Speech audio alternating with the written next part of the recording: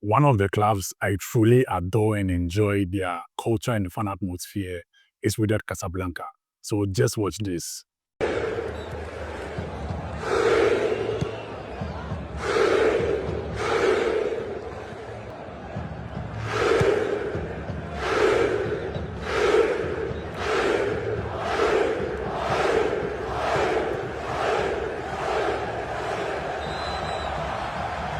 The team is Wydad Casablanca, and that's who I'll be reviewing today for the Club World Cup. I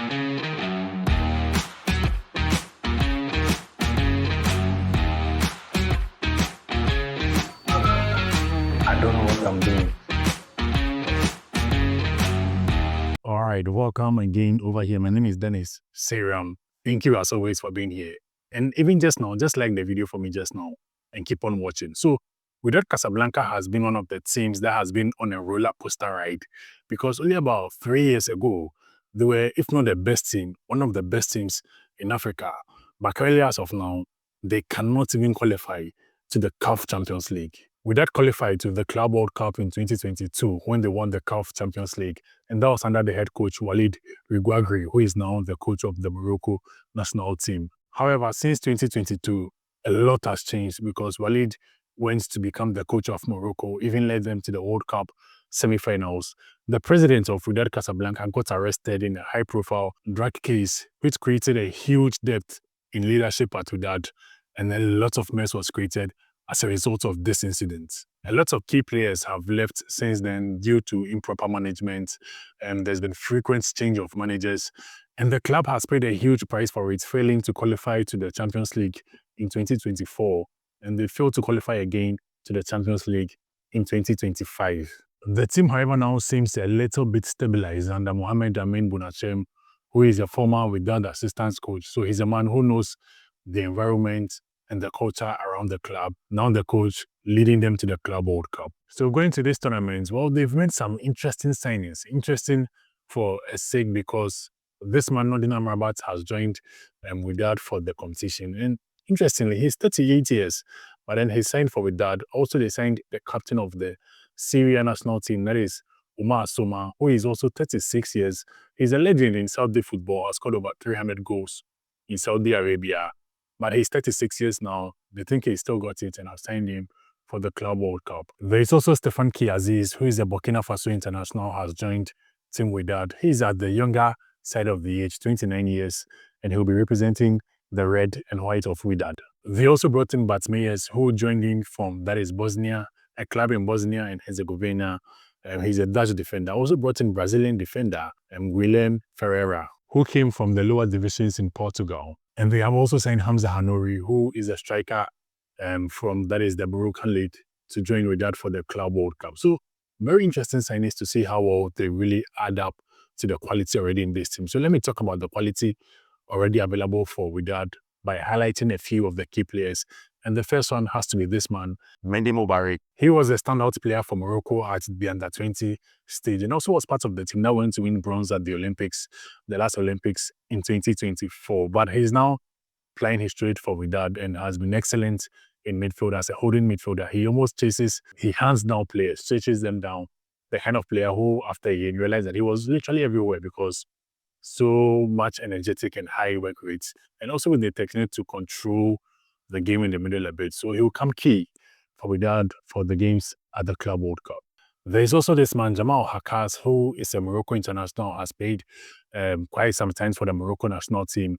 He is at the back for Wydad, so very experienced. He has played for Raja Casablanca, Wydad Casablanca, the two biggest clubs in Morocco. So a man who has the experience and is expected to lead the team at the back with his experience to make sure his leadership shows at the back, even though these days he's a bit error prone, making errors and conceding a few unnecessary yellow cards. But then overall, his leadership is expected to play a key role for Wydad at this competition. There is also Mohamed Rahi, a Dutch winger. He hasn't played for Netherlands before, but he's a Dutch winger of Morocco ancestry. And he was the top scorer of the Moroccan League this season, even though a majority of his goals came from set pieces. And that shows you how good he is technically as a player, with very good technique and on the ball, deadly at set pieces. top scorer in the Morocco League, and also has a very high work rate to add up to the team's overall team play. Then there is Osama Zemrari, central midfielder for Wydad, who is a man expected to drive the ball.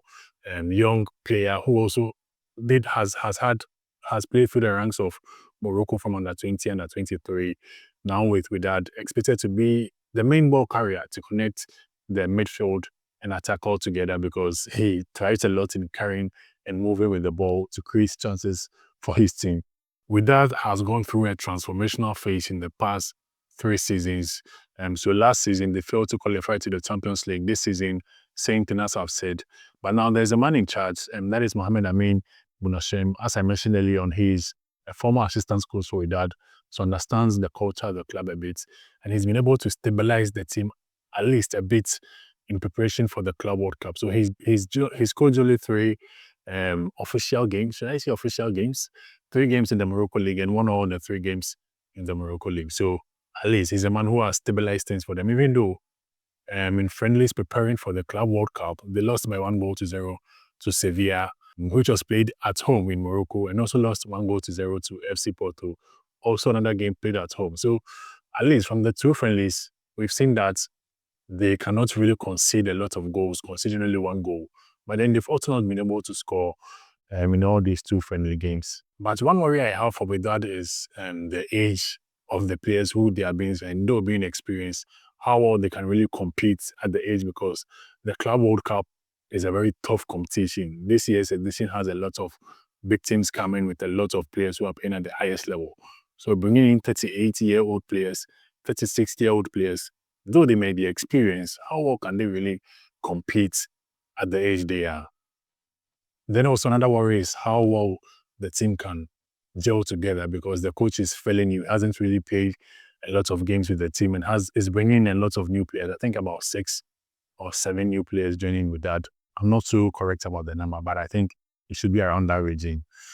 How will it really affect the synergy of the team and also the players who already have been around?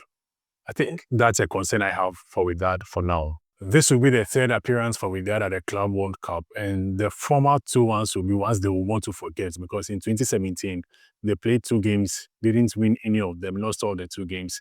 In 2022, the Club World Cup was hosted in Morocco in a fully packed stadium. They lost their first game and were eliminated. So they played 3 games in 2 editions, haven't won any game at all. So going into this year's edition, they want to at least rewrite on that history. And it starts from this group, where they're in group with Manchester City, Juventus, and then Al Ain from the UAE. So this group on paper is very tough, very, very tough for Wydad. And on paper, it looks like only a miracle can save them and help them to qualify at this stage. But then there's also a bit of a tricky thing about this group, with the fact that Juventus this season have struggled. They've struggled for some parts of the season in the Italy League. Manchester City, similar story. They struggled for the best part of the season in England. For Al Ain, who were the Asia Champions League for last season, they also struggled big time in UAE this season. They didn't even qualify to the Asia Champions League also this season. So, and Wydad also struggled this season. So this is a group of teams where all 4 teams have struggled. So at least, I think for Wydad, the bit of where the miracle can come in is that you're not really facing teams who have had a very strong season from throughout. So teams who have struggled a bit, and I mean, if it works out for them, maybe, just maybe, who knows, that miracle can happen for them to pick up one of the 2 slots to make it to the round 16 stage. But I also asked AI to help me predict how this group will look, and this was how they told me to look after 3 match days for this group. So Manchester City to finish on top. That's according to AI. Manchester City to finish on top. 2nd place, that is Juventus, 75% chance for them to qualify out of this group. Then Wydad were in 3rd and got only 20% chance to make it. So 20%, that is how much they were given by the computer. That's such a low chance. But tell me in the comments, do you think they can go against the odds, against the 20% and make it out of the group stage? Tell me something in the comments. Whether I think Wydad can make it out of this group, or probably it's just a place too hard and too tough for them.